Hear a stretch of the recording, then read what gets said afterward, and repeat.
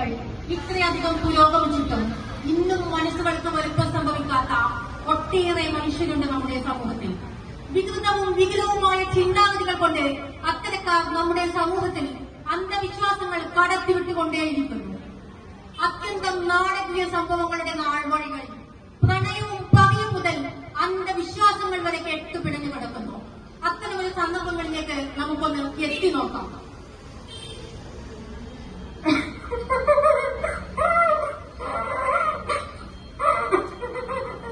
കണ്ണോ എന്ത് കല്യാണി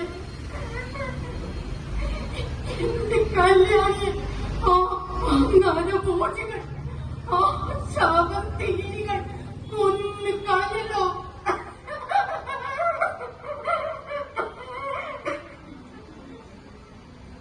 ചേച്ചിമാരെ ഓടിവായോ ഓടിവായോ, ഇവിടെ രണ്ടുപേർക്ക് മനുഷ്യമാസത്തിൽ വേറെ 100 രൂപയുള്ളൂ. കടന്നു വരൂ.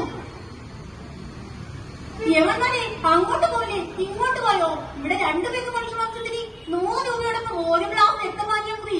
കുടുംബത്തിന്റെ ഐശ്വര്യം വർദ്ധിക്കട്ടെ, പണം അങ്ങ് കുമിഞ്ഞു കൂടട്ടെ. കേട്ടില്ലേ ഈ മനുഷ്യരെ, നിങ്ങൾ കേട്ടില്ലേ? നിങ്ങളുടെ ചുറ്റിലുമുള്ളവരെ സൂക്ഷിക്കുക, അവർ നിങ്ങളെ കൊന്നു തിന്നും. മനുഷ്യകുലത്തെ വേട്ടയാണ്. ചേട്ടാ ഞാൻ നിങ്ങളോട് കാര്യങ്ങൾ പറഞ്ഞിട്ടുള്ളതല്ലേ. എന്റെ അച്ഛനും അമ്മയും തീരുമാനിക്കുന്നതിനപ്പുറം മറ്റൊരു തീരുമാനം എനിക്കില്ല. ചേട്ടൻ മാറി നിൽക്ക്, എനിക്ക് പോകണം. മോളെ ഞാൻ പൊന്നിനെ പോലെ നോക്കാം, മോളെ ഞാൻ രാജകുമാരിയെ പോലെ വാഴിക്കാം. വാ മോളെ, നമുക്ക് ഒരുമിച്ച് ജീവിക്കാം. എന്താണ് നിങ്ങൾക്ക് കാര്യങ്ങൾ പറഞ്ഞാൽ മനസ്സിലാവാതെ? എനിക്ക് ഒരുപാട് ആഗ്രഹങ്ങളും സ്വപ്നങ്ങളും ഒക്കെയുണ്ട്. അതിനിടയിൽ കല്യാണം, പ്രണയം, അതിനെ പറ്റിയൊന്നും ഞാൻ ചിന്തിച്ചിട്ടില്ല ചേട്ടാ. ചേട്ടൻ മാറി നിൽക്ക്, പോകണം. എന്തുവാണ് നിനക്ക് എന്നെ വിവാഹം ചെയ്താൽ? എന്താണ് നിനക്ക് എന്നെ ഇഷ്ടപ്പെട്ടാൽ? സുമേഷേട്ടാ, എന്നെ വീട്, എന്നെ ഒന്ന് ചെയ്യല്ലേ സുമേഷേട്ടാ, സുമേഷേട്ടാ. എനിക്കനുഭവിക്കാൻ കഴിയാത്ത ഇതൊന്നും മറ്റൊരുത്തിനും അനുഭവിക്കാൻ കഴിയില്ലടി.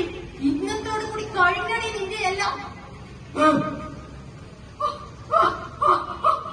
സുമേഷേട്ടാ, എന്റെ വീട്, എന്നെ ഒന്ന് ചെയ്യല്ലേ സുമേഷേട്ടാ, എന്നൊന്ന് ചെയ്യല്ലേ.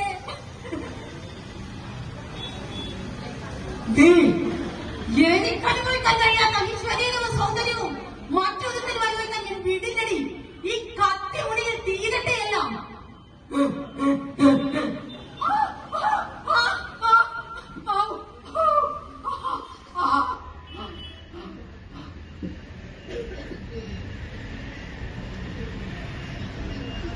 പാതിയിൽ വിരിഞ്ഞൊരു പൂമൊട്ടു ഞാൻ എന്റെ മോഹങ്ങൾ വാടിക്കരിഞ്ഞു പോയി.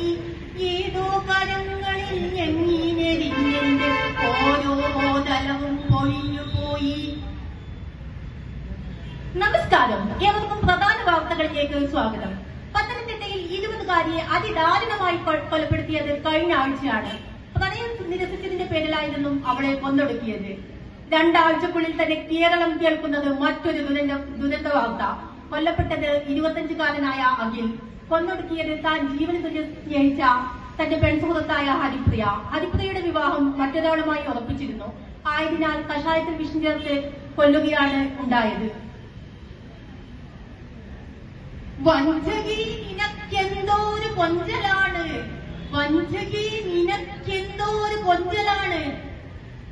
ചേട്ടന്മാരെ കുറച്ച് കഷായം എടുക്കട്ടെ, പിന്നെ അങ്ങ് പാരലോകത്തേക്കുള്ള ടിക്കറ്റ് ഫ്രീ അല്ലേ.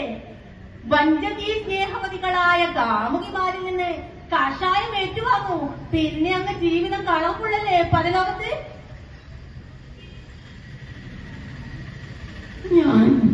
ഞാൻ കല്യാണി അന്ധവിശ്വാസങ്ങളുടെയും അനാചാരങ്ങളുടെയും പേരിൽ നരമരിക്കാൻ ഇരയായ ജന്മം. എന്നെ അവർ കൊന്നു.